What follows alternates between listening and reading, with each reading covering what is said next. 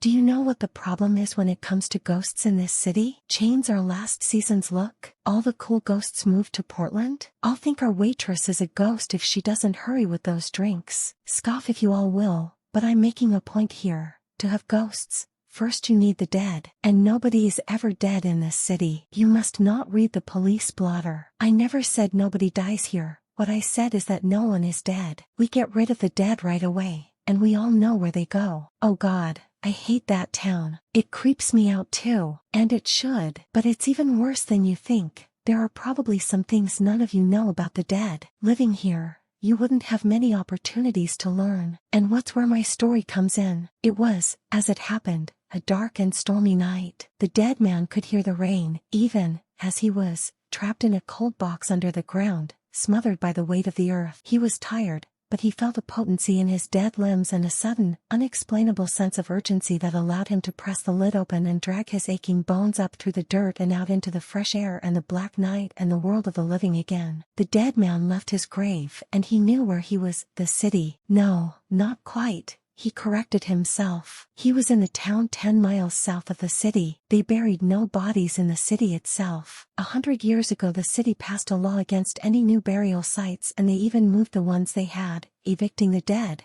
And this town sprouted like a mushroom on the city's southern border to hold all those dear departed who no longer had a place in the city itself. It was a town of cemeteries and mortuaries, a town of coffin makers and embalmers, a town of mausoleums and headstones, where the city's dead migrated for their eternal rest. A town with 1,000 occupied graves for every one occupied house. The north became the city of the living. The south became the city of the dead. For the most part, the two kept to their respective cities and existed in peace. But tonight the city in the south was sending an emissary, the dead man, and his mission was to increase the population of the dead city by 1. There was someone in the living city who did not deserve to be there. The dead man sensed his target and knew, instinctively, who it was, his killer. The dead man remembered everything about his killer. His voice, his face, even the way his killer smelled. Death could not rob him of this knowledge. He would find him. Tentatively, the dead man tried to walk. His legs were stiff and tired after so many years in the grave. The cold rain felt good on his face. One step at a time the dead man learned to walk again, and when he was ready he walked down the hill, away from his headstone, through the little cemetery gate and out onto the highway. Yes, this road he remembered. He could follow it north the whole way. The dark night and the rain would hide the dead man's face from what few drivers and pedestrians there were. As he walked, he tried to make sense of things. He remembered dying in a far-off city in another state. His parents must have had his body shipped back and buried here, close to home, close to the city he grew up in. No, he decided, best that they not see him like this. Best that they never know. The dead man understood, with the same ingrained, reasonless certainty that directed him northward, that his killer was both alive and nearby. That was enough to worry about for now. He would have business with no other living person. The dead man had left his own cemetery behind, but others dotted the roadside. If he strained his ears, he could hear them. The other dead men and dead women down in their graves. Most of them snored away in eternal slumber, occasionally shifting to a more comfortable position in their coffins. Some of the restless ones muttered to themselves, or even had smothered conversations with those buried nearest them. A few talked about coming up, like he had, but no one else seemed ready to do it tonight. He suspected they often talked about such things without actually doing them. The dead man did wonder, though, whether he shouldn't pause for a conversation with a few. Why, right over there Joe DiMaggio was buried. Imagine the talk they two could have. And over there was Wyatt Earp's grave. And over there was Turk Murphy, and Vince Guaraldi. Doc Barker had been buried out here somewhere too, after he died trying to escape from Alcatraz. Lily Coit, Charles de Young, even Emperor Norton himself, they were all here. And surely they wouldn't mind trading a few words with the dead man? Surely they were just as lonely as he was. But he had no time. Revenge was too precious, and had been too long coming already. So the dead man slogged on, through the rain, past the graves, toward the city lights reflecting off those great shining glass towers like lighthouses for the fates. The dead man had always loved those great buildings. They made him feel young again. Something appeared then, a long, snaky, blazing apparition, screaming its banshee wail into the night as it flew through the air. The dead man fell, panicked, terrified, scrambling for a hiding place, while the impossible thing slowed and then seemed to hover overhead. He clung to a concrete column, praying it did not see him. He tried to hold his breath only to realize it was now not only impossible but unnecessary. There was a snapping sound,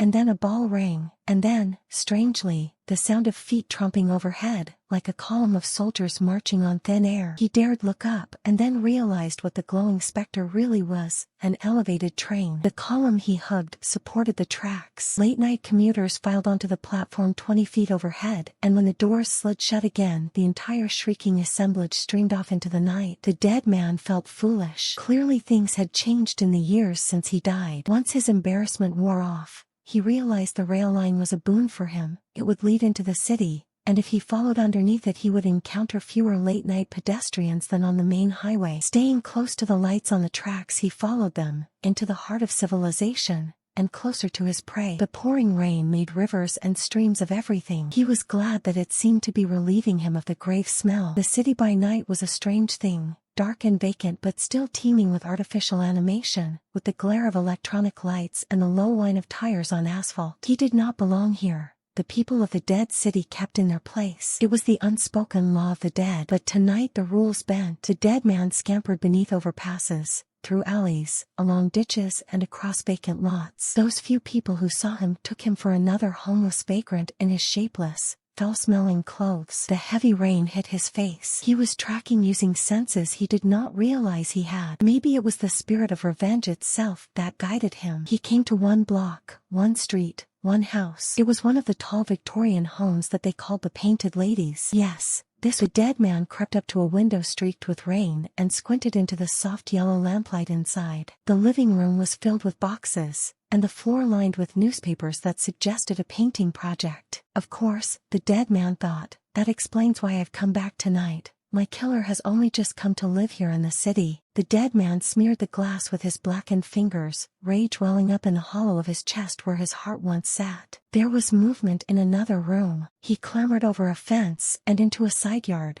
creeping up to a bedroom window. Yes, there he was. The dead man felt poisonous joy at the sight of his enemy. The killer wore a faded blue bathrobe as he picked through the rooms of his new house, feeling the stacks of boxes with his hands. But how old he was! He'd become gray and bent in the years since the dead man last saw him. And what was this? The killer's hands moved over everything with such delicate care, and a faithful dog trotted at his side at all times. He's blind, the dead man realized, blind and all but helpless. But why the lamps? Then the dead man spotted the tire tracks in the wet driveway. Someone else lived here too. A caretaker? Or a wife? Whoever it was, they surely wouldn't leave the old man alone for long. The dead man wanted to break through the glass and seize the old man, to break his bones and twist his limbs. His body was tired and clumsy but strong, terrifyingly strong. But no, he had a better idea. He'd get the old man to open the door for him. Yes, open the door and invite him in, never realizing that he was bringing doom into his home. The dead man went to the front door and knocked as loudly as he could. The door opened, just a crack, and a voice, his killer's voice, old and frail, but the same voice that the dead man knew so well, said, "Who's there?" For a moment the dead man wasn't sure he was capable of speech,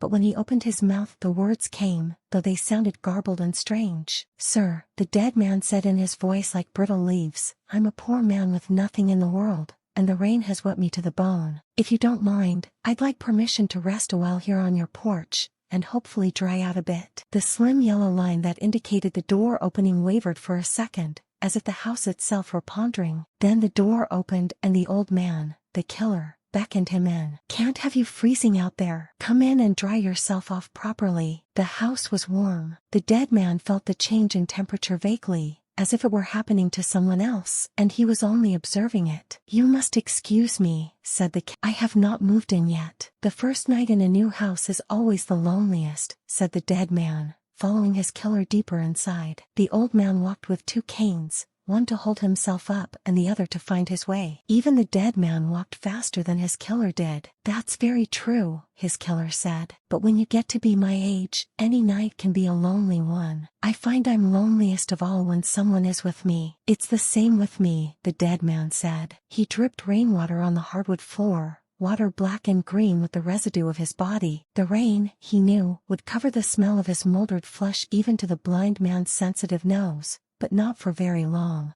That was all right. He would not need long. The old man's dog crouched near the door, tail between its legs. It looked at the dead man with head cocked to one side. The dead man put a finger to his lips as a signal, shhhhh. The dog ran away. The killed grunted. He'd reached a chair and was doing his best to sit in it. He told the dead man his name. "And who are you?" his killer said. The dead man told him. The killer was quiet for a moment. Then he said, "I'm sorry. I don't think I heard you right. What's your name?" The dead man said it again. The killer dropped his cane. Somewhere, the dog was crying. The old man began to shake. When he opened his mouth, no words came out. The dead man stood over his killer's chair, dripping rain. It was a long time before the old man spoke. When he did, the only words he said were, "I'm sorry. You murdered me," the dead man said. "No," said the killer. And the dead man's anger boiled over. He screamed, "Don't lie. You murdered me, you bastard." "You don't understand," said the killer. He was crying, feeble old man's tears. "No, I don't," the dead man said, "because I've never killed anyone. But I'll understand soon." "But I had to do it," said the killer. "Don't you see? It had to be done." The dead man touched his killer's cheek, gently. "Answer a question," said the dead man, "and I may let you live." The killer's old, blind eyes looked up at him. "How many?" said the dead man. "How many what?" The dead man wrapped his fingers around his killer's throat. "How many people did you kill?" Outside, the rain was loud, like 1,000 wet, clammy hands beating on the walls and windows. "Do you even know how many there were? Tell me that our lives meant at least that much to you, and I may let you go." The killer blinked. He furrowed his brow. He stammered, I. And he started to sob. Slowly, very slowly, the dead man reached for the lamp. He turned out the light. In the dark, there was a sound like the last bit of water swirling around the drain. In another room, the dog began to howl, and then he began to cry. And then everything went quiet. They read about it, as the saying goes, in tomorrow's paper. A blind retiree was murdered in his home late Saturday night, stunning this quiet residential neighborhood. And police say his assailant is still at large. His wife had gone out to the store. They just moved in and there was no food in the house, a police spokesperson told reporters. She came back to find the door open and her husband dead. Police identified the victim as Martin Coughlin, 79, a former assistant district attorney from Reno. Coughlin had been both strangled and bludgeoned. Police said there were no signs of a break-in, and it appears that Coughlin opened the door for his attacker. Coughlin was blind due to complications from surgery to remove a brain tumor 2 years ago. During his career as a Washoe County prosecutor, Coughlin tried over 700 homicides. He achieved national notoriety after petitioning for the death penalty in the case of Dante Riggs. Riggs was accused of abducting and murdering a 7-year-old girl while on a gambling trip. He was executed in 1995, but the conviction was overturned posthumously when new evidence was discovered. The public outcry against Coughlin's handling of the prosecution prompted his retirement. "We came here for a fresh start," said Martha Coughlin, 70, who made a brief statement to the press. "It's hard to know what to think. I guess I'd really hoped that, in this place, maybe, after all these years, we could finally be free of the ghosts of the past. But now it looks like the ghosts are all I have left. And that's why we're the only city in the world that banishes our dead." Wait, why? I don't understand what that has to do with the story. When the dead stay too close to the living, they always want to come back up and cause trouble. If you put a little distance between the living and the dead, it means that only really important business can get them back up again. Well, I don't think I understood it. He wasn't really even a ghost, was he? And if you're saying this story was true, then how do you know about it? Who told you? Who do you think? I work in one of those cemeteries. The dead get chatty sometimes. They don't have very many occasions to talk, you know. So when one comes along, they're hard to shut up. They'll tell you almost anything. That's bullshit. I don't expect you to believe me, but you'll all understand someday. None of us can stay in the living city forever. Sooner or later, we'll all take that trip south. And then you'll see. Anyway, that's my story. Does anyone have another?